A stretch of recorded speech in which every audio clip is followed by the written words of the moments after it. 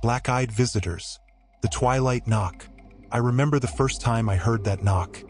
It was faint, almost polite, yet it sent a cold shiver racing down my spine. Twilight had just fallen, painting the sky with deep purples and oranges. I was sitting on my porch, savoring the mild evening air that felt both peaceful and unsettling. It was the type of evening that made you expect either a gentle neighborly call or some lost traveler seeking directions. I rose, curiosity guiding my steps. When I opened the door, two children stood on my threshold, silent and motionless. They wore plain, outdated clothes that seemed too large for their fragile frames. The strangest thing, though, was their eyes. At first, I couldn't place what felt wrong. Only after a moment did I notice. Their eyes were entirely black. No whites, no iris. Just a glossy, featureless void. A chill that had nothing to do with the weather seized my heart. They spoke in soft, sing-song voices, asking if they could come inside. It was as if they needed permission, and their request was both timid and strangely insistent. My mind, battling between politeness and instinctive fear, froze. Finally, I told them I was sorry, but I had somewhere to be. I shut the door quickly. Later, when I tried to shake off the encounter, I realized the knocks had stopped. But a quiet dread had begun its slow crawl into my life. I never got the children's names, nor did I see where they went when they left. Their presence lingered, turning a perfectly ordinary twilight into a memory that would haunt me long after the sun set that day. Rumors and whispers. The following morning, I couldn't shake off that creeping anxiety. When I headed into town, I noticed others looked as though they, too, had slept restlessly. People whispered in hushed conversations, exchanging glances of suspicion and fear. It was subtle, but you could almost feel it in the air. I overheard someone at the local diner mention children with unusual eyes. Another person at the grocery store mumbled something about black-eyed visitors at their door the previous evening. My ears burned as I listened from behind a shelf of canned goods, heart hammering in my chest. This was not an isolated incident. Word spread quickly, yet details remained scarce. The children always appeared at twilight, always asking politely to be let in. The stories were nearly identical, as though everyone in town had been visited by the same 2 or 3 children. Their reactions ranged from frightened confusion to outright denial. Some shrugged it off as an elaborate prank. Others speculated it was something far more sinister, some unnatural phenomenon, perhaps. I tried to gather more information, but most people were reluctant to speak openly. A reclusive neighbor, Mrs. Doyle, hissed at me that if I valued my peace of mind, I'd keep my door bolted at twilight. She refused to elaborate further, mumbling something about, once they're inside, it's already too late.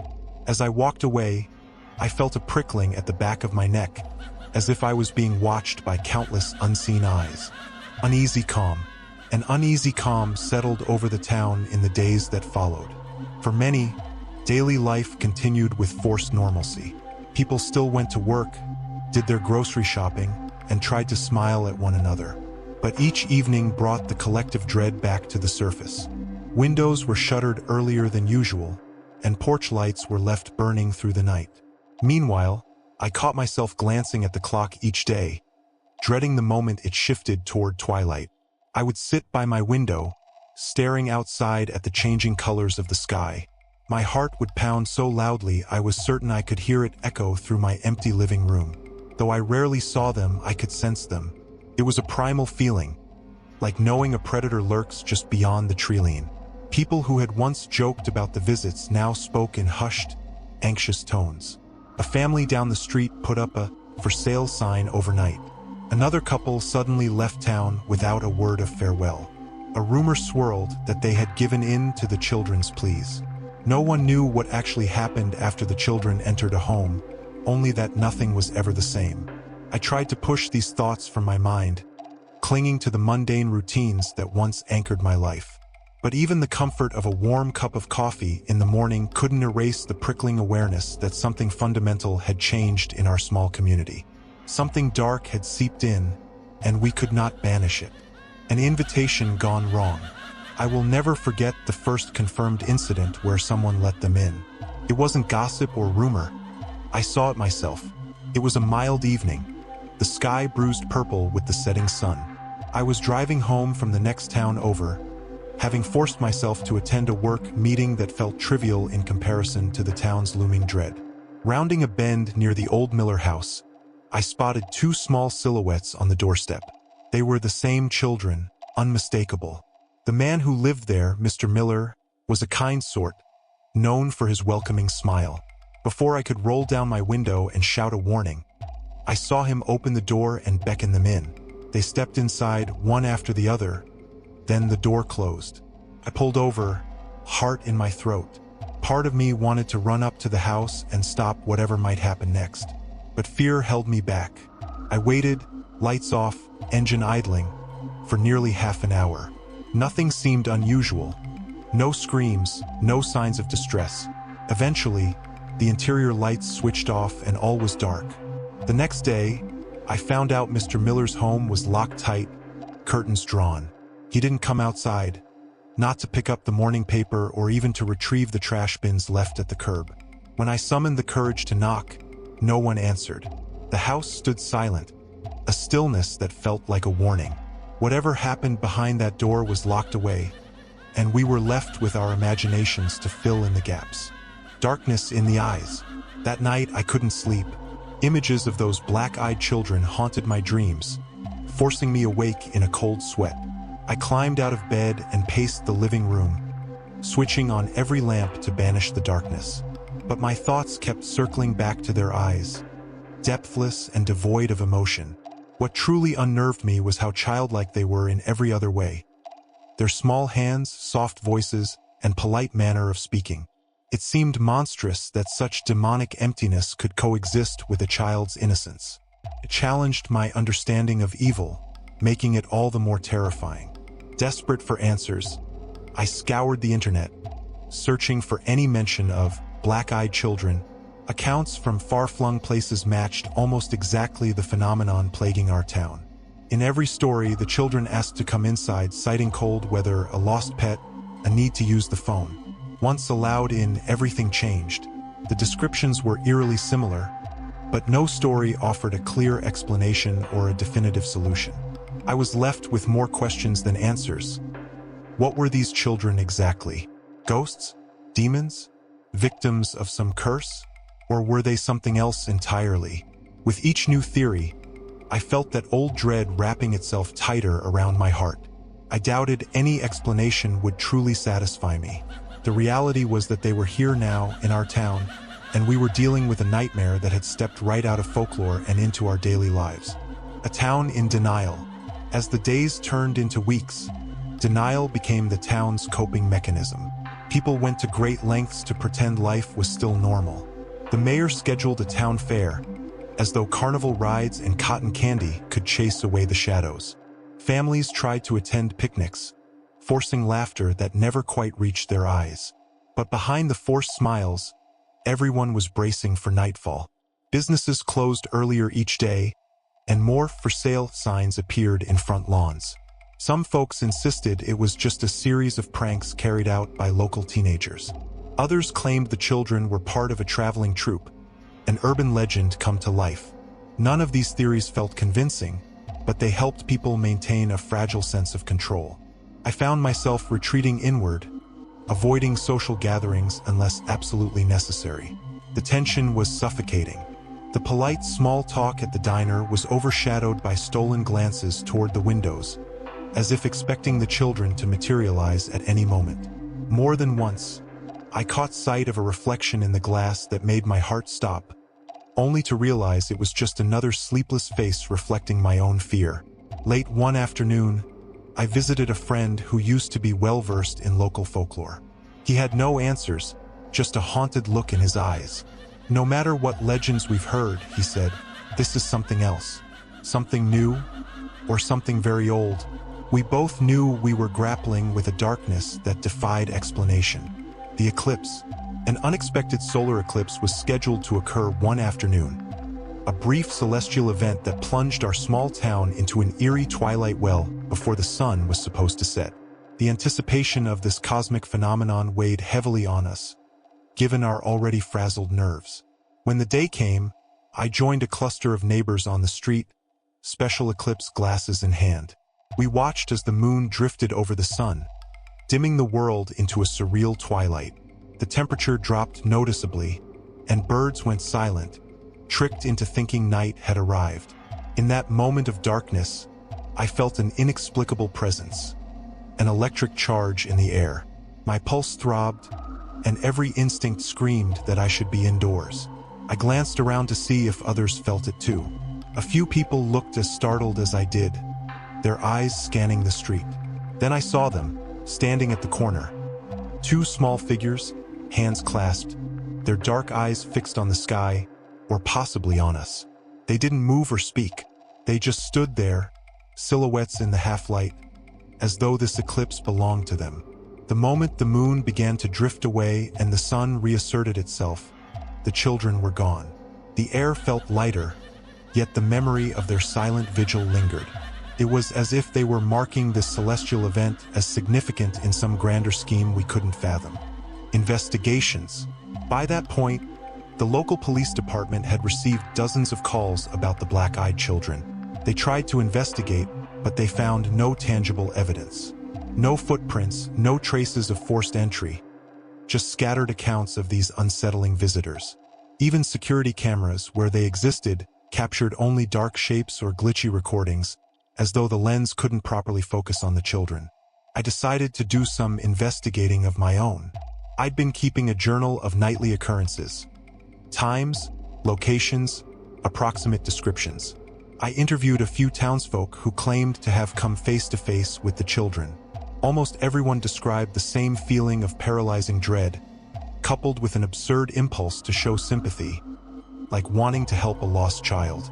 It was this strange contradiction of fear and pity that left so many people vulnerable.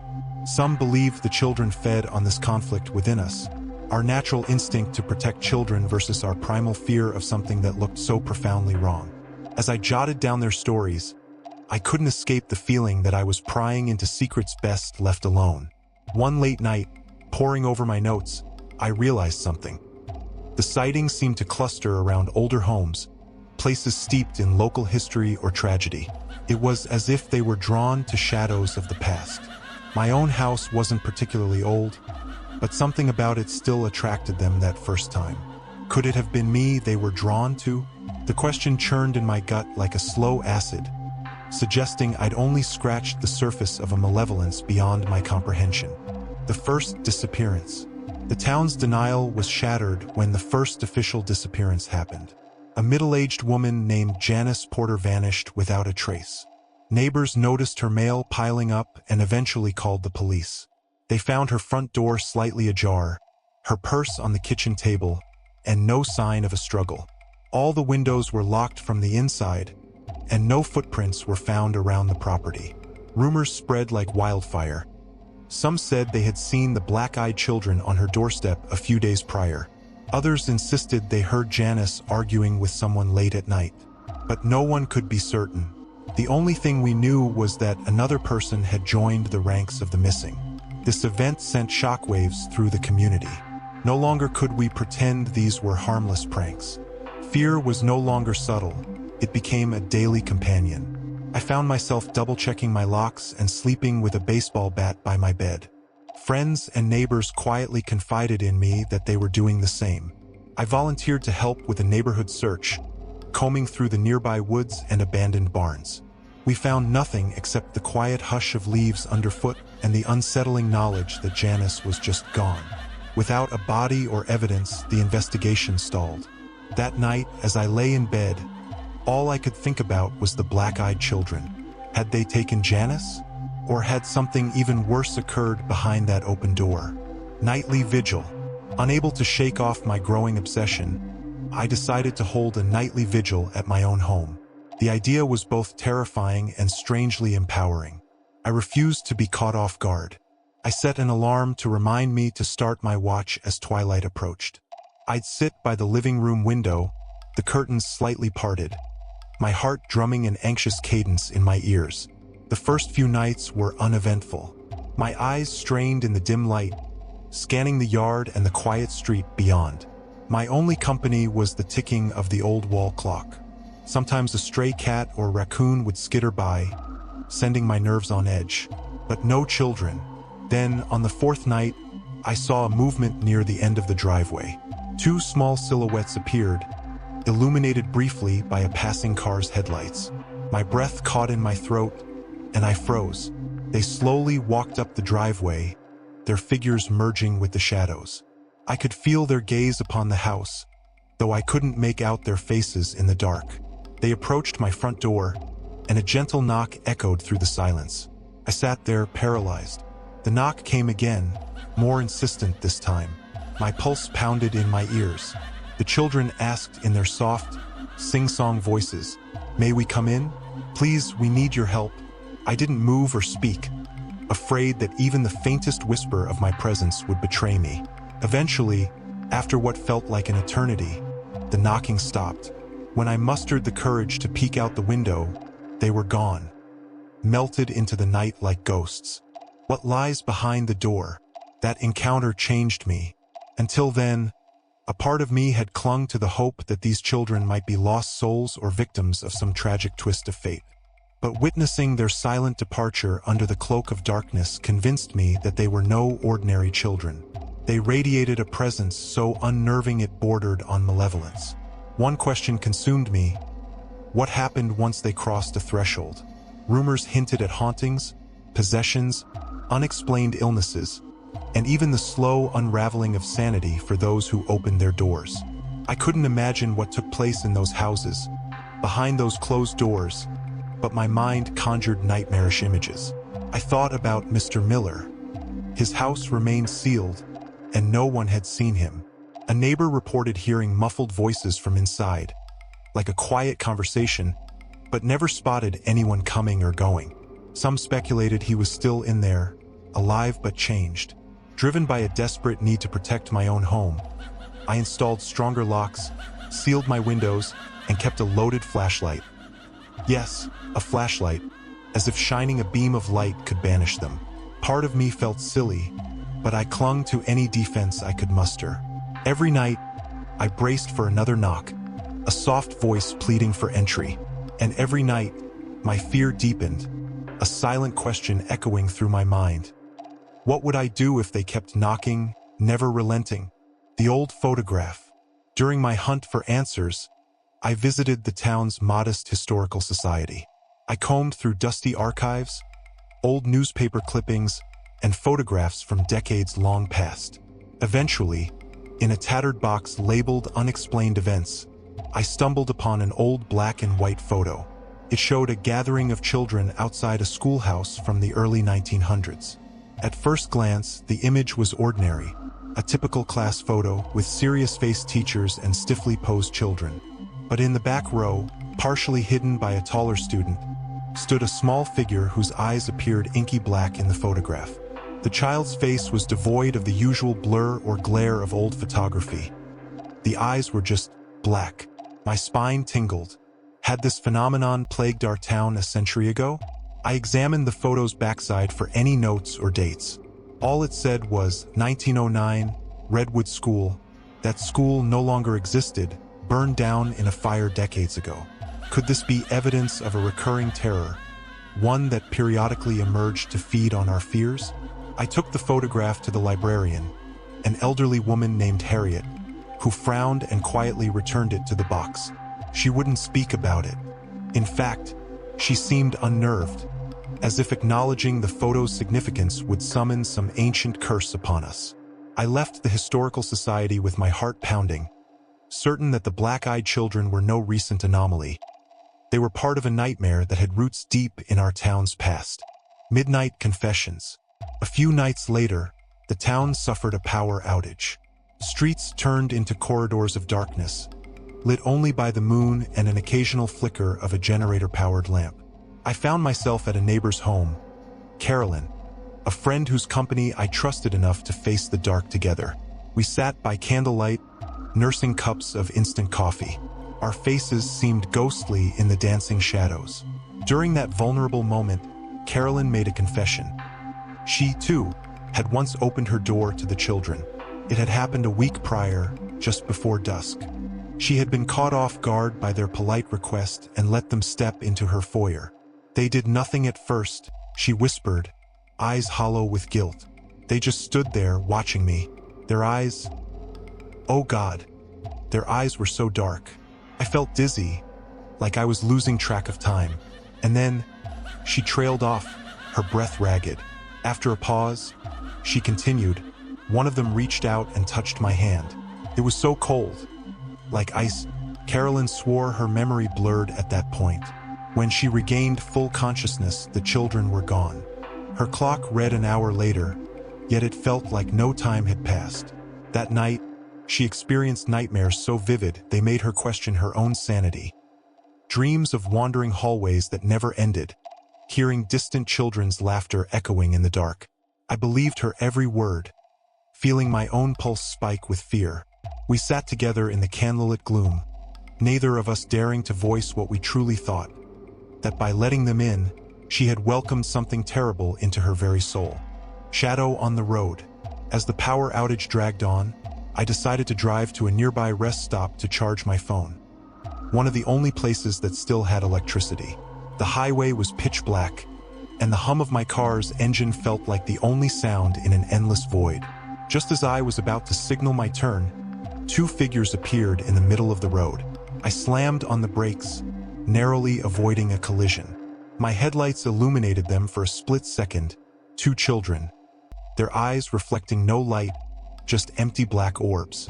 They vanished into the darkness on the other side of the highway, leaving me shaken. Heart pounding, I continued driving, trying to rationalize what I'd seen. Was it my imagination? But my racing pulse and the sheen of sweat on my brow told me otherwise. I had almost hit them. After a moment of hesitation, I reversed to the spot where I'd first seen them. I aimed my headlights into the ditch and along the tree line, but there was no sign of them. Inexplicably, a surge of defiance rose within me. For the first time, I was angry. How dare they terrorize our town, prowl our streets, appear and disappear at will. Yet as the adrenaline waned, the anger turned into a chilling realization. They could be anywhere, at any time, and there was absolutely nothing I could do to stop them. The sleepwalkers. One of the strangest developments emerged in the form of sleepwalking incidents. Perfectly rational, stable people began wandering the streets at odd hours, eyes glazed and unresponsive. Witnesses described them walking aimlessly, sometimes murmuring like they were having a dream. When shaken awake, they had no recollection of leaving their beds. I encountered one such sleepwalker while walking home from a late shift. An older man, Mr. Reginald, dressed only in pajamas, barefoot on the cold pavement. He stared at me with unseeing eyes. When I gently grabbed his arm to guide him home, he mumbled something about letting them in and the black eyes. It was as if in his dream state he was reliving a visit. Eventually, he snapped awake, startled and disoriented, muttering apologies before I helped him back to his house. Rumors quickly formed a pattern. Every sleepwalker had at some point encountered or let the children into their home. Could these midnight wanderings be a side effect of their presence? An infection spreading through the mind and soul? Each new incident made it harder for me to keep my composure. Our town was slowly unraveling at the seams, and the black-eyed children were at the center of it all. Fear and paranoia. I began to see conspiracies everywhere. Did the local authorities know more than they let on? Were town elders hiding something about the children's true nature? My thoughts spiraled into paranoia, fueled by the countless half-answers and dead ends I kept hitting. Even my home felt like a prison. Each shadow seemed to creep along the walls with malicious intent. At night, I would spring awake to every little noise, the creak of a floorboard, the rattling of the window frame when a gust of wind blew. My imagination filled the silence with terrifying possibilities. Were they outside waiting patiently? It didn't help that the list of missing people grew. Mr. Miller, Janice Porter, and others whose names were whispered in anxious conversations. A creeping fear told me that if the pattern held, we'd soon be dealing with more than just a few isolated disappearances. In the midst of this chaos, I discovered something truly unsettling. My reflection in the mirror. dark circles under my eyes, a gaunt pallor to my skin.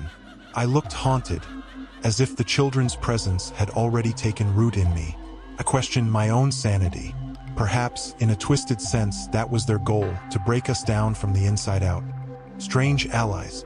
A glimmer of hope arrived in the form of a traveling paranormal researcher named Eliza Gray.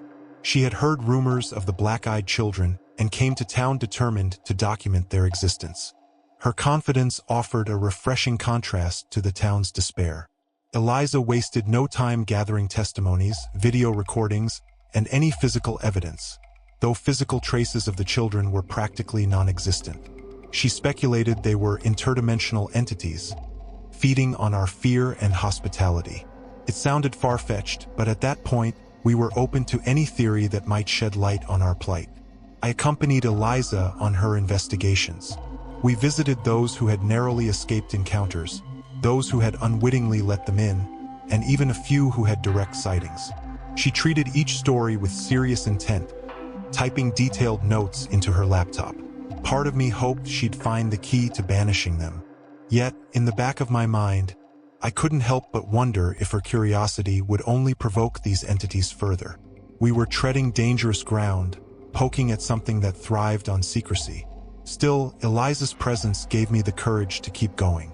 Maybe, just maybe, we could uncover a way to protect ourselves, or at least understand what we were truly up against. The séance. One evening, Eliza suggested a séance. I was reluctant, but desperation breeds strange choices. We gathered in my living room, just the two of us. Candles flickered, casting dancing shadows on the walls. She asked me to sit across from her at a small wooden table, our hands lightly touching. Eliza led a series of incantations and focus exercises, calling out to any spirits or entities present in the room. First, nothing happened. Then the flame of a candle bent unnaturally, as though an invisible breeze had blown through. A heavy pressure settled over us, like the air had grown denser. My heartbeat pounded in my ears as Eliza asked, "What are you? Why are you here?" For a moment, the silence was suffocating. Then, a whisper that seemed to come from everywhere and nowhere at once filled the room. "We are hunger." The candle flames flickered violently, and the mirrors in the room reflected shadowy shapes that I couldn't quite make out. A wave of dizziness washed over me. Eliza's eyes widened in alarm. She ended the séance abruptly, chanting a few words she claimed would seal any open doorway. We sat there, breathless, cold sweat clinging to our skin. I had no idea if we had truly communicated with these children, or the force behind them. But one thing was certain: whatever they were, they hungered for something we possessed, something intangible but vital. And they wouldn't stop until they were sated. Returned to the Miller house. After the séance, Eliza insisted we return to the Miller house. Perhaps we could find clues that the police had missed. At nightfall, armed with flashlights and an unsteady resolve, we approached the dark, silent structure. The front door was locked, so we circled around to the back, finding a window that slid open with disturbing ease. We clambered inside, careful not to make noise. The house was stale, as if time had stood still since the children first entered. Dust coated every surface, and a faint odor of decay lingered in the air. We found Mr. Miller's living room in disarray, furniture overturned, curtains ripped. The unsettling part was the pile of photographs scattered on the floor. All had their eyes blacked out with a marker or pen. It was as if someone had meticulously defaced every smiling face, leaving only dark voids where eyes should have been. We ventured deeper, calling out Mr. Miller's name, but our voices felt absorbed by the thick silence. A final door at the end of a hallway led to the basement. Eliza insisted we check. The rickety stairs groaned under our weight. The basement was dimly lit by a single hanging bulb, which flickered ominously. A cluster of dead insects lay near it, as though drawn to the light they could never fully reach. In one corner, we found a makeshift bed, rumpled sheets, and empty water bottles. Someone had been living here recently, perhaps Mr. Miller, but he was nowhere to be found. Instead, we discovered a single child's shoe, small and worn, resting atop a dusty crate. My blood ran cold as I realized it didn't look old. It was new, as if a child had placed it there deliberately. The final night. Eliza and I left the Miller house more terrified than ever. We knew something had to be done, but we felt powerless. That final night arrived abruptly. Twilight draped the sky in muted purple, casting long shadows across the streets. I sensed a climactic shift in the air. The children were coming, and this time, it wouldn't be a mere knock and vanish. We barricaded ourselves inside my home, dousing the lights. Eliza set up her camera equipment, hoping to document undeniable proof of the children's existence. My hands trembled as I clutched a flashlight, its bright beam flickering ominously. Outside, the wind picked up, rattling the windows and howling like a hungry beast. Then came the knock. 3 gentle raps on the door, each reverberating like thunder in my chest. My blood turned to ice when their voices drifted through the wood. "We're cold. Please let us in." For a moment, neither of us moved. Another knock. Eliza inched toward the door, camera rolling, breath ragged. Fear warred with curiosity in her eyes. I grabbed her arm, shaking my head vehemently, but she gently pulled free. She opened the door just an inch, a crack wide enough for the camera's lens. 2 pale faces stared back, eyes like infinite pits. They reached their tiny hands forward, pressing against the door. Eliza stumbled back, the camera swinging wildly, capturing glimpses of their unnerving faces. The door slammed shut of its own accord, or maybe we pulled it. My memory is fragmented by terror. In the confusion, the lights flickered back on. The children were gone, but the house was far from safe. A nauseating sense of wrongness permeated every room. Eliza sank to her knees, tears streaming down her face. She whispered, "I saw them. I saw what they really are." We never did learn if her footage captured the truth. After that night, she left town and never returned, refusing to discuss what she witnessed. And me? I still live here, in a town forever changed by the black-eyed visitors. Sometimes, I hear faint knocking at twilight, a soft, polite request to be let in. I keep my doors locked and my lights on, but I know that if they truly want entry, locks won't stop them. Even now, I can't erase the echo of their voices from my mind. They are hunger, and they will knock again sooner or later. Perhaps they've already moved on to another unsuspecting town. Perhaps you'll hear them one quiet evening. A gentle knock at your door, a child's voice trembling with cold. When you do, remember my story. Do not answer. Do not let them in.